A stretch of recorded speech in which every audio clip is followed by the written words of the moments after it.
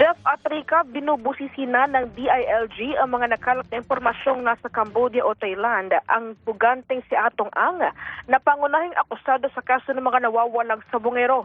Ayon kay Interior Secretary John Vic Remulla, hindi po nila beripikado sa ngayon ang mga impormasyong galing sa testigong si Judy Patidongan na una nang nagsabi na matagal nang nakalabas ng bansa ang negosyante. Hindi pa rin anyas may sinasabi ang posibilidad na nakapagtatag na ng network sa Cambodia si Ang, lalo't may mga impormasyon na anyang may operasyon ito ng online sabong sa naturang bansa. Dagdag ni Remulla, sakaling totoo man ang mga ulat na nakalabas na ng Pilipinas sa negosyante, posible dumito sa backdoor exit dahil nananatili pa rin malinis ang record ng Bureau of Immigration hinggil sa posibleng paglabas niya sa lahat ng legal na entry at exit points ng bansa.